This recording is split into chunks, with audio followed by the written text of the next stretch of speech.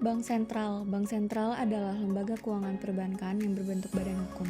Bank Sentral juga mempunyai beberapa kesamaan dengan bank pada umumnya, antara lain adalah: yang pertama ada melakukan fungsi intermediasi.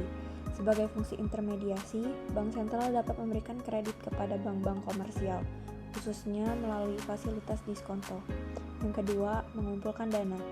Dana yang dikumpulkan Bank Sentral ada yang bersifat wajib dipenuhi oleh bank komersial dan ada yang dilakukan melalui mekanisme pasar. Yang ketiga, asetnya didominasi oleh aset finansial. Yang keempat, motivasi utama pendirian Bank Sentral bukanlah memperoleh laba.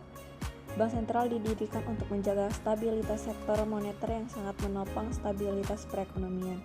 Yang kelima, mempunyai hak monopoli mengedarkan uang kertas dan logam. Kegiatan mencetak dan atau mengedarkan uang kertas dan logam hanya boleh dilakukan oleh Bank Sentral.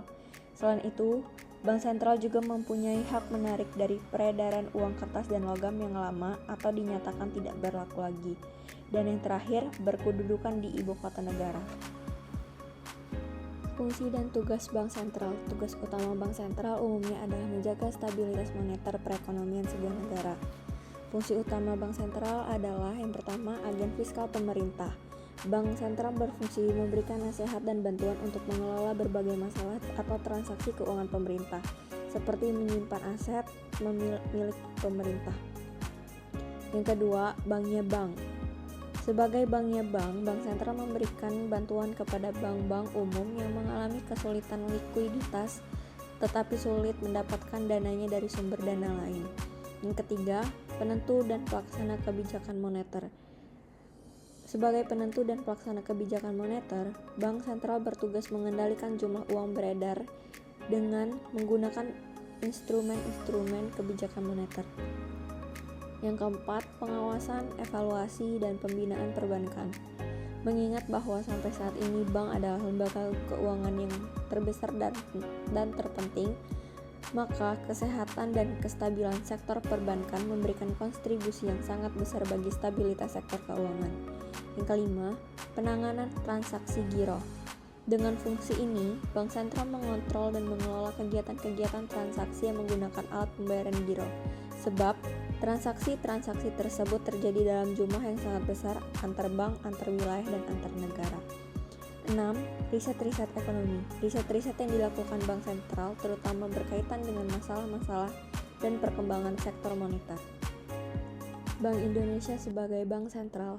Bank Indonesia berasal dari De Javasche Bank, bank milik Belanda yang didirikan pada tahun 1828 dan berfungsi sebagai bank sirkulasi dan komersial.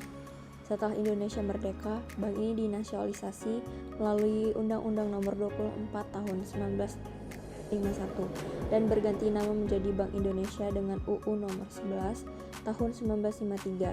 Hingga 1968, Bank Indonesia masih menjalankan fungsi sebagai bank sentral dan bank komersial. Tujuan dan tugas Bank Indonesia. Yang pertama ada tujuan. Tujuan Bank Indonesia adalah untuk mencapai dan memelihara kestabilan nilai rupiah.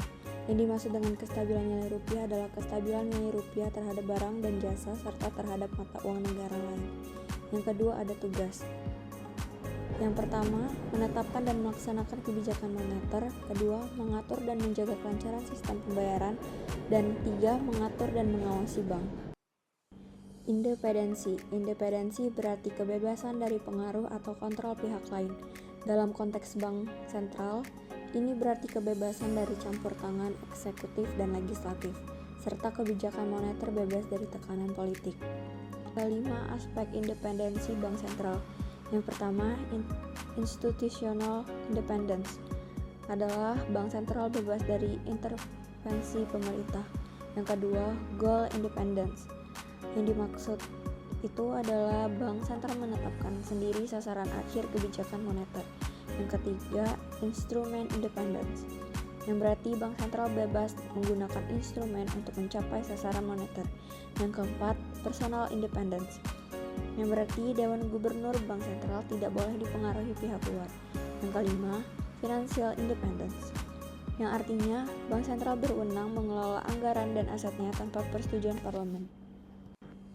Independensi Bank Indonesia. Yang pertama, kelembagaan. yang artinya Bank Indonesia independen sesuai undang-undang, namun tetap tunduk pada hukum Indonesia. Yang kedua, sasaran akhir, di mana sasaran inflasi ditetapkan pemerintah dengan koordinasi Bank Indonesia. Lalu independensi rendah. Yang ketiga, instrumen.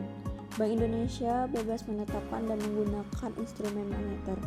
Yang keempat, personal, yang dimana pelaksanaan tugas oleh Dewan Gubernur bebas dari campur tangan pihak luar. Yang kelima, keuangan, di mana Bank Indonesia menetapkan anggarannya sendiri. Selanjutnya ada Otoritas Jasa Keuangan atau OJK, di mana lembaga yang mengatur dan mengawasi sektor jasa keuangan di Indonesia.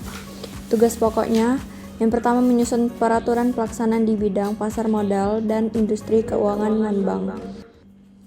Yang kedua, melaksanakan protokol manajemen krisis di sektor pasar modal dan IKNB. Yang ketiga, melakukan analisis, pengembangan, dan pengawasan terhadap pasar modal dan IKNB, termasuk pasar modal syariah. Selanjutnya ada fungsi OJK. Yang pertama, mengawasi sistem keuangan. Yang kedua, menjaga stabilitas. Yang ketiga, mengawasi sektor keuangan non-bank dan perbankan. Tujuan OJK, menjalankan kebijakan moneter dan yang konsisten dan transparan. Kedua, mengatasi kompleksitas keuangan global. Yang ketiga, membentuk otoritas kuat dengan SDM yang diawasi OJK. Yang pertama ada perbankan, kedua pasar modal, tiga asuransi, dana pensiun, lembaga pembiayaan, dan keuangan lainnya. Selanjutnya ada lembaga penjamin simpanan atau LPS. LPS adalah lembaga yang bertugas melindungi simpanan nasabah bank dan melakukan likuidasi terhadap bank yang mengalami kesulitan keuangan. Selanjutnya ada peran LPS. LPS memiliki dua fungsi utama. Yang pertama, melindungi simpanan nasabah bank hingga jumlah tertentu. Yang kedua, melakukan likuidasi terhadap bank yang diketahui memiliki masalah keuangan atau pailit. Selanjutnya ada tugas LPS. Yang pertama, menetapkan kebijakan penjaminan simpanan. Yang kedua, menangani bank yang gagal. Yang ketiga, menjaga stabilitas sistem perbankan. Yang terakhir ada wewenang LPS. Pertama, menetapkan dan memungut premi pinjaman. Yang kedua, mengakses data bank dan nasabah. Yang ketiga, membayar klaim simpanan. Yang keempat, menjatuhkan sanksi administratif. Yang kelima, menunjukkan pihak lain dalam pelaksanaan tugas.